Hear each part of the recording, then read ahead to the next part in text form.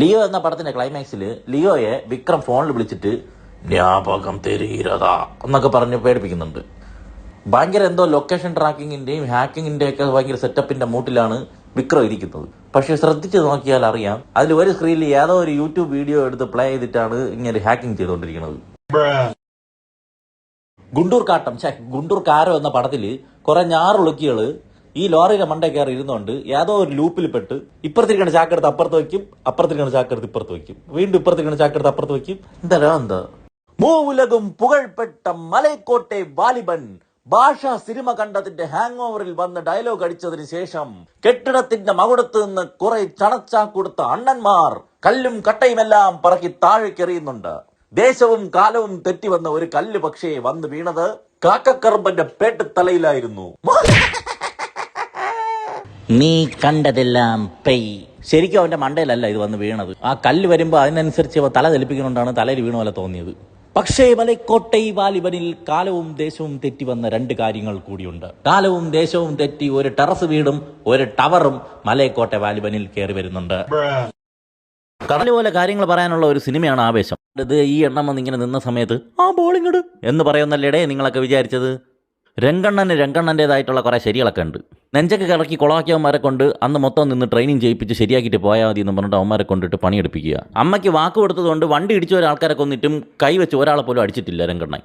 പിള്ളേർക്ക് സിഗരറ്റിന്റെ കൂടാരം കൊടുത്തിട്ട് പോലും സൈഡിൽ സ്മോക്കിംഗ് ഈസ് ഇഞ്ചുറീസ് എന്നുള്ള വാണിംഗ് വയ്ക്കാൻ മറന്നില്ല. ട്രിപ്പിൾസ് അടിച്ചു പോകാൻ ബുള്ളറ്റ് കൊടുക്കുക, പക്ഷേ ലൈസൻസ് ഉപയോഗിക്കണമെന്നും ഇല്ലെങ്കിൽ എന്റെ തരാമെന്നവരെ പറയുന്നുണ്ടാണ്. ക്ലാസ് ഇല്ലാത്ത വണ്ടിയിൽ വൈപ്പർ ഇടുക, സ്ത്രീകളുടെ പേഴ്സണൽ സ്പേസിന് മര്യാദ കൊടുക്കുക, കൊല്ലാൻ നേരത്ത് ഗുരുവിന് കൊടുത്ത വാക്കിന്റെ പേരിൽ ഐഡന്റിറ്റി ചേഞ്ച് ചെയ്ത് കറുപ്പ് മാറ്റി വെളുപ്പാക്കുക, സ്വർണ്ണം മാറ്റി വെള്ളിയാക്കുക, അങ്ങനെ എന്തെല്ലാം ഹോബികൾ. ഈ ഒരു വിഷയം നിങ്ങൾ ശ്രദ്ധിച്ചായിരുന്നേ? അണ്ണന്റെ മുന്നിൽ 30 ഗുണ്ടകൾ, അണ്ണൻ ഒറ്റയ്ക്ക്. ഈ ഗുണ്ടകളുടെ പുറകിലായിട്ട് അവരുടെ നേതാവ്. അണ്ണൻ ചാടിയണീറ്റ് അവരുടെ തോളത്തെ കൂടെ ചവിട്ടി ചവിട്ടി ചവിട്ടി ചവിട്ടി ചവിട്ടി ചവിട്ടി ചവിട്ടി ജമ്പടിച്ച് അവരുടെ പുറകിൽ കിടന്ന നേതാവിനെ കുത്തി കുത്തി കുത്തി കുത്തി കുത്തി കുത്തി കുത്തി കൊന്ന്. എബ്രഹാം ഓസ്ലർ എന്ന സിനിമയിൽ സീരിയൽ കില്ലിംഗ് എല്ലാം നടത്തിയത് അലക്സാണ്ടർ എന്ന മമ്മൂക്കയും കൃഷ്ണദാസ് എന്ന സൈജു കുറുപ്പുമാണെന്നാണ് നമുക്കെല്ലാം അറിവുള്ളത്. 4367 എന്ന നമ്പറുള്ള ഈ വണ്ടിയിലും സൈജു കുറുപ്പ് വന്നിറങ്ങുന്നതായും നമ്മൾ കണ്ടിട്ടുണ്ട്. അപ്പോൾ ഇതേ വണ്ടിയിൽ വന്നിറങ്ങി ഈ ഹോട്ടലുകാരന് ലഡു കൊടുത്ത് കൊലപ്പെടുത്താൻ ശ്രമിച്ച ഈ നത്തുറിഞ്ചി ആവനടേ. ഒരാൾ അയാളെപ്പോലെ ഒന്നിനെ സൃഷ്ടിക്കുന്നു. ഇന്ത്യയുടെ സുരക്ഷയുമായി ബന്ധപ്പെട്ട ഒരു കാര്യത്തിന് അയാൾ അവനെയും കൂട്ടുന്നു. പക്ഷെ ആ മിഷന് ശേഷം അവനെ കളഞ്ഞു പോകുന്നു. അയാളുടെ ജീവൻ നഷ്ടപ്പെട്ടപ്പോൾ അയാൾ മിഷനെല്ലാം മതിയാക്കി സ്വൈര ജീവിതം നടത്താൻ ആരംഭിക്കുന്നു. പക്ഷെ കളഞ്ഞുപോയ അവനെ കിട്ടിയത് തന്റെ അതേ ഡിപ്പാർട്ട്മെന്റിൽ വർക്ക് ചെയ്തിരുന്ന വേറൊരു ഉദ്യോഗസ്ഥന്റെ കയ്യിലായിരുന്നു. രാജ്യദ്രോഹിയായ അയാൾ അവനിൽ വിഷം കുത്തിവെക്കുന്നു. അയാളുടെ കൈവിഷത്തിൽ വീണ് അവൻ തന്റെ സൃഷ്ടാവിനെതിരെ തന്നെ പോലെ കുറെ പേരെ ഉണ്ടാക്കി ഓരോരുത്തരായിട്ട് വിട്ട് അയാളോട് പോരാടി പരാജയപ്പെടുന്നു. ഇതിന്റെ തുടർച്ച ഈ സിനിമയുടെ 2ാം ഭാഗത്തുണ്ടാവും. ഇത്രയും നേരം നിങ്ങൾ കേട്ട കഥയുള്ള സിനിമയുടെ പേരാണ് ഗോട്ട്. ശങ്കർ അണ്ണ സുഷുമ്ന നാടി വരെ ഊക്കുമേടിച്ച് കൂട്ടിയ മർമ്മമായിരുന്നു പതിവ്രത മർമ്മം. ഈ മർമ്മത്തിന് ഒരു പ്രത്യേകത കൂടിയുണ്ട്. ചില പ്രത്യേക ക്യാമറ ആംഗിളിൽ ഈ കണ്ണിലെഴുതിയ കരിമഷിയും ചുണ്ടിൽ പുരട്ടിയ ലിപ്സ്റ്റിക്കും കാണാൻ പറ്റൂല. സംശയം ഉണ്ടെങ്കിൽ ഒന്നുകൂടെ കണ്ടുനോക്ക്. ബുള്ളറ്റ് എന്ന് പറയുന്ന സിനിമയുടെ ക്ലിംസിൽ രഘവ ലോറൻസ് കുറെ പേരെ ഷൂസ് ഇട്ട് അറഞ്ചാം പുറഞ്ചാം ചവിട്ടുന്നുണ്ട്. വലിയ ആറ്റിറ്റ്യൂഡൊക്കെ ഇട്ട് വന്നിട്ട് ചവിട്ടുന്നതിനിടയിൽ പാൻസ് കീറി പോസ്റ്റ് ഓഫീസ് എങ്ങാനും പുറത്ത് കണ്ടാൽ അത് തനിക്ക് ക്ഷീണമാണെന്ന് തിരിച്ചറിഞ്ഞ് കയ്യിൽ ഷൂസ് ഇട്ടും അദ്ദേഹം ചവിട്ടുന്നുണ്ട്. പ്രേമലു എന്ന സിനിമയിൽ മമിതയുടെ കഥാപാത്രത്തിന് വയറിളക്കം ഉണ്ടായതറിഞ്ഞ് നസ്ലൈൻ ഒരു മരുന്നുമായി ട്രെയിനിൽ ഓടിക്കേറുന്നുണ്ട്. അത് കഴിഞ്ഞ് കുറച്ച് കഴിഞ്ഞപ്പോൾ അവളുടെ ഫോണിൽ ഒരു വീഡിയോ കോൾ വരുന്നുണ്ട്. അവൾ ആ കോൾ അറ്റൻഡ് ചെയ്യുന്നത് വയർഡ് ഹെഡ്ഫോൺ കണക്ട് ചെയ്തുകൊണ്ടാണ്. പക്ഷെ വീഡിയോ കോളിൽ കാണുന്നത് ബ്ലൂടൂത്ത് വഴി സംസാരിക്കുന്നതായിട്ട്. അതും മൊബൈൽ ഡാറ്റയും ഇല്ല, വൈഫൈയും ഇല്ല. പ്രേമലു എന്ന സിനിമയിൽ മമിതയുടെ കഥാപാത്രത്തിന് വയറിളക്കം ഉണ്ടായതറിഞ്ഞ് നസ്ലൈൻ ഒരു മരുന്നുമായി ട്രെയിനിൽ ഓടിക്കേറുന്നുണ്ട്. അത് കഴിഞ്ഞ് കുറച്ച് കഴിഞ്ഞപ്പോൾ അവളുടെ ഫോണിൽ ഒരു വീഡിയോ കോൾ വരുന്നുണ്ട്. അവൾ ആ കോൾ അറ്റൻഡ് ചെയ്യുന്നത് വയർഡ് ഹെഡ്ഫോൺ കണക്ട് ചെയ്തുകൊണ്ടാണ്. പക്ഷെ വീഡിയോ കോളിൽ കാണുന്നത് ബ്ലൂടൂത്ത് വഴി സംസാരിക്കുന്നതായിട്ട്. അതും മൊബൈൽ ഡാറ്റയും ഇല്ല, വൈഫൈയും ഇല്ല. ഗോട്ട് എന്ന സിനിമയുടെ ക്ലൈമാക്സിൽ MS ധോണി ബുംറയെ ലാസ്റ്റ് ബോളിൽ 6 അടിച്ചാണ് ഗോട്ടായതെന്ന് നിങ്ങൾക്ക് എല്ലാവർക്കും അറിയാം. എന്നാൽ ധോണി ഒരു സിക്സ് അടിച്ച് ഗോട്ടായ ആളല്ല. ധോണി ഇറങ്ങുന്ന സമയത്ത് ടൂർണമെന്റിൽ ആകെ വന്ന സിക്സുകൾ 477 ആയിരുന്നു. അത് കഴിഞ്ഞ് റൂഫ് ടോപ്പിൽ തന്തയും മകനും പൊരിഞ്ഞ അടി അടിച്ചപ്പോൾ ഇങ്ങ് താഴെ ഗ്രൗണ്ടിൽ ധോണി ചറപറ സിക്സുകൾ അടിക്കുകയായിരുന്നു. ലാസ്റ്റ് ബോളിൽ ഒരു സിക്സ് അടിച്ച് ഗോട്ടായ ആളല്ല ധോണി. ആ കളിയിൽ 241 സിക്സുകൾ ധോണി അടിച്ച് ടൂർണമെന്റിൽ ആകെ സിക്സുകൾ 718 ആക്കിയതിനു ശേഷമാണ് ധോണി ഗോട്ടായത്. അല്ല, ലാസ്റ്റ് ബോളിൽ ഒരു സിക്സ് കൂടി ഒന്നല്ല. അപ്പോൾ 242. ആമ്പള എന്ന സിനിമയിലെ യാറൊന്ന് സൊന്നാലും യാറൊന്ന് സെഞ്ചാലും സ്വന്തവും ബന്ധവും വേഷാത്തരും എന്നുള്ള പാട്ടിൽ വീഡിയോ കോൾ ചെയ്തുകൊണ്ടിരിക്കുന്ന ഈ രംഗത്ത് ഹൻസിക ഏതോ പ്രത്യേകതരം ഫിൽട്ടറുകളും എഫക്റ്റുകളും ഒക്കെ ഉപയോഗിച്ച് ഇല്ലാത്ത ആഭരണങ്ങളൊക്കെ വീഡിയോ കോളിൽ കൊണ്ടുവന്ന് കാണിച്ച് വിശാലിനെ പറ്റിക്കുന്നുണ്ട്.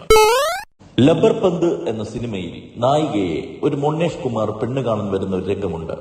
അവിടെ വെച്ച് അയാളുടെ ഫോട്ടോ അവളെടുത്ത് നായകൻ അയക്കുന്നുണ്ട്. നായകൻ ഒരു സെൽഫി തിരിച്ചും അയക്കുന്നുണ്ട്. ഇവിടത്തെ പ്രശ്നം എന്തെന്ന് വെച്ചാൽ ഇവർ അയക്കുന്ന മെസ്സേജുകളുടെ സമയം എന്ന് പറയുന്നത് 11:39 PM 11:40 PM ആണ്.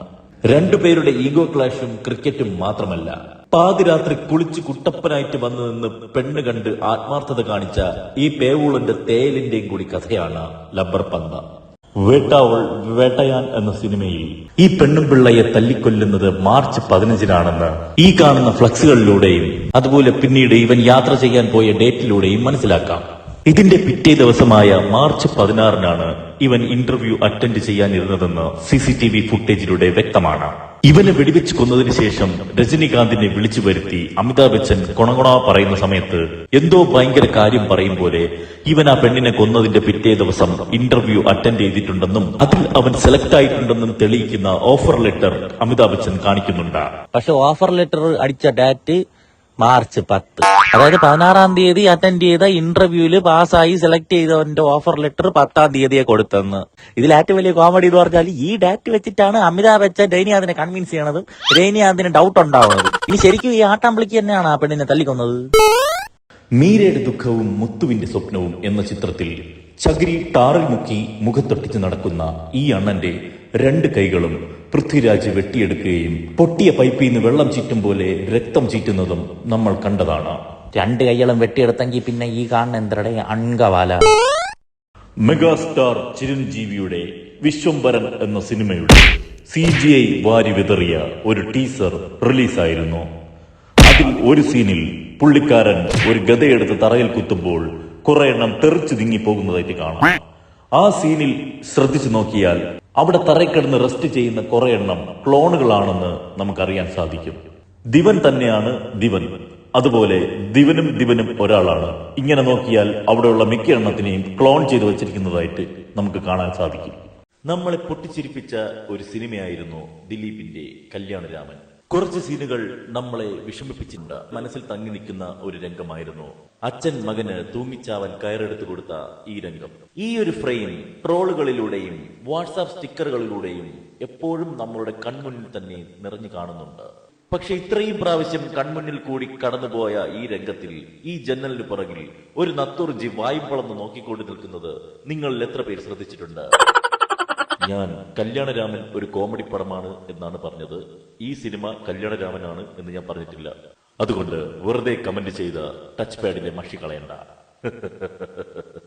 ഇതൊക്കെ തന്നെയാണ് എന്റെ ഓണം.